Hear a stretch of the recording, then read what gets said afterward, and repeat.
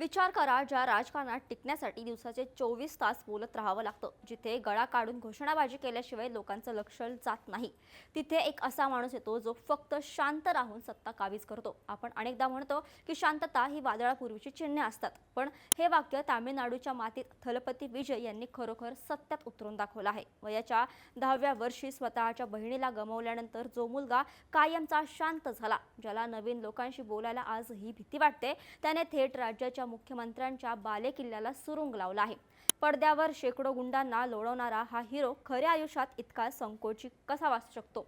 आणि एका लाजाळू अभिनेत्याने तामिळनाडूच्या 50 वर्षांच्या राजकीय इतिहासाचा भूगोल कसा काय बदलून टाकला? आजचा हा व्हिडिओ केवळ एका विजयाची गोष्ट नाही, तर एका शांत मुलाच्या किंग बनण्यापर्यंतचा तो थक्क करणारा प्रवास आहे. नमस्कार, मी मृदुला आणि तुम्ही पाहताय थोडक्यात. विजय यांच्या या शांत स्वभावामागे एक अत्यंत भावनिक आणि दुःखद कारण आहे. वयाच्या अवघ्या 10व्या वर्षी त्यांनी आपली बहीण विद्या हिला गमावलं. त्यानंतर त्यांच्या आयुष्यात कोणीही भावंड नव्हते, ते एकटेच मोठे झाले. या एका घटनेने एका हसऱ्या खेळत्या मुलाला कायमचं शांत आणि मितभाषी करून टाकलं. पण हीच शांतता त्यांच्यासाठी शक्ती बनली. आज जेव्हा ते राजकीय व्यासपीठावर लाखो लोकांसमोर आत्मविश्वासाने गर्जना करतात, तेव्हा कोणालाही विश्वास बसणार नाही की हा तोच मुलगा आहे जो नवीन लोकांशी बोलायला घाबरत असे. विजय यांचा चित्रपटसृष्टीतील प्रवासही काही सोपा नव्हता. त्यांचे वडील S.A. चंद्रशेखर हे स्वतः दिग्दर्शक होते, पण तरीही विजय यांना अभिनयाची आवड निर्माण व्हायला थोडा वेळ लागला. 8वीत असताना त्यांनी पहिल्यांदा कॅमेरासमोर काम केलं, पण त्यांचे वडील सुरुवातीला त्यांच्या अभिनयाच्या निर्णयाविरुद्ध होते. त्यांनी स्पष्ट सांगितलं होतं की आधी पदवी पूर्ण कर, मगच मी तुला लॉन्च करेन. विजय यांनी लोयोला कॉलेजमध्ये प्रवेश घेतला, पण त्यांचे मन तिथे रमले नाही. केवळ एका वर्षानंतर त्यांनी महाविद्यालय सोडलं आणि वडिलांनी त्यांना नलाई थिरुपू या चित्रपटातून हिरो म्हणून समोर आणलं. पण आश्चर्याची गोष्ट म्हणजे आजचा हा सुपरस्टार आपल्या पहिल्या चित्रपटात स्पेशल अपयशी ठरला होता. त्या अपयशानंतर विजय पुन्हा कॉलेजला परतले, पण नशिबात काहीतरी वेगळंच होतं. त्यांनी हार न मानता पुन्हा प्रयत्न केले आणि सेतुरपांडी या चित्रपटात दुय्यम भूमिका स्वीकारली. या चित्रपटात दिग्गज अभिनेते विजयकांत मुख्य भूमिकेत होते, त्यामुळे विजय यांना प्रेक्षकांनी ओळखायला सुरुवात केली. त्यानंतर आला 1994चा रसिगन चित्रपट, जिथे त्यांना पहिल्यांदा इलैया थलपती म्हणजेच छोटा सेनापती ही उपाधी मिळाली. ही उपाधी 2017 पर्यंत त्यांच्या नावाचा अविभाज्य भाग होती. विजय यांनी सुरुवातीला एका वर्षात 4 ते 5 चित्रपट केले, पण त्यानंतर त्यांना जाणवलं की संख्या नाही तर गुणवत्ता महत्त्वाची आहे. विजय यांच्या करिअरचा सर्वात मोठा टर्निंग पॉइंट ठरला पूवे उन्नकगा हा चित्रपट. या एका चित्रपटाने त्यांची केवळ इमेज बदलली नाही, तर त्यांना तामिळ कुटुंबांचा लाडका मुलगा बनवलं.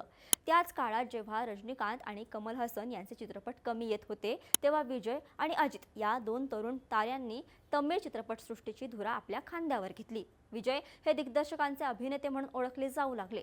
दिग्दर्शक सांगेल ते पूर्व दिशा या त्यांच्या शिस्तीमुळे त्यांनी अनेक हिट चित्रपट दिले. विशेषतः गिल्ली आणि थिरुपाची यासारख्या अनेक चित्रपटांनी त्यांना घराघरात पोहोचवलं. 2012 मध्ये आलेल्या तुपाकी चित्रपटाने विजय यांना एक नवा पैलू दिला. आता हे फक्त एक रोमॅन्टिक हिरो राहिले नव्हते, तर ते एक मोठ्या टीमचे नेतृत्व करणारे नायक म्हणून दिसू लागले. त्यांच्या चित्रपटांच्या कथांमध्ये आता सामाजिक भान येऊ लागले. कथी असो किंवा मर्सल या चित्रपटातून त्यांनी भ्रष्टाचारावर आणि सामाजिक समस्यांवर प्रहार केला. याच काळात त्यांच्या नावातील इलैया हा शब्द गळून पडला आणि ते फक्त थलपती म्हणजेच सेनापती बनले. त्यांनी जाणीवपूर्वक स्वतःला मीडियापासून दूर ठेवले, जेणेकरून लोकांमध्ये त्यांच्याबद्दलची उत्सुकता कायम राहील. ही त्यांची सर्वात मोठी रणनीती ठरली. राजकारणाकडे विजय यांचा कल काही अचानक निर्माण झालेला नाही. साधारण 16 वर्षांपूर्वीच त्यांनी सत्तेचे महत्त्व ओळखले होते. त्यांनी म्हटलं होतं की जर खरोखरच लोकांची सेवा करायची असेल तर केवळ फॅन क्लब असून चालत नाही, हातात सत्ता लागते. श्रीलंकेतील तमिळ लोकांच्या हक्कासाठी त्यांनी केलेल्या उपोषण ही त्यांच्या राजकीय प्रवासाची पहिली मोठी ठिणगी होती. त्यानंतर 2009 मध्ये त्यांनी विजय मक्कल इयक्कम नावाची सामाजिक संस्था स्थापन केली.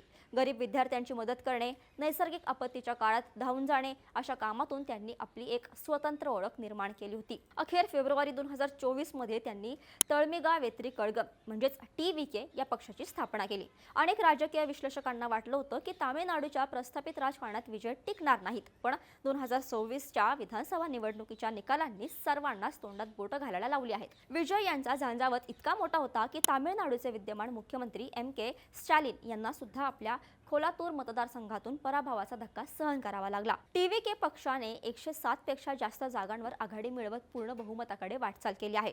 स्वतःच्या हिमतीवर पक्ष काढून सत्तेत येणारे विजय हे तामिळनाडूचे पहिले अभिनेते ठरणार आहेत. पण या प्रवासात काही काळे डागही आहेत. करोर येथील सभेत झालेली चेंगराचेंगरी आणि त्यात गेलेले 41 निष्पाप जीव हे विजय यांच्यासाठी सर्वात मोठी परीक्षा होती. विरोधकांनी त्यांच्या मौनावर टीका केली. राजकारणात शांत राहण्याचे जसे फायदे असतात तसेच ते कधीकधी बेजबाबदारपणाचे लक्षणही मानले जातात. तरीही विजय यांची शिस्त आणि वेळ पाळण्याची सवयीचे सर्वत्र कौतुक होते. आज 600 कोटींहून अधिक संपत्ती असलेला हा अभिनेता शिवाय राजकारणी तामिळनाडूच्या राजकारणात एक नवीन अध्याय लिहू पाहत आहे. विजय यांचा हा प्रवास आपल्याला शिकवतो की तुमचा स्वभाव कितीही संकोची असला तरी तुमची जिद्द मोठी असेल आणि तुमचे ध्येय स्पष्ट असेल तर तुम्ही जगातील कोणत्याही मोठ्या सत्तेला आव्हान देऊ शकता.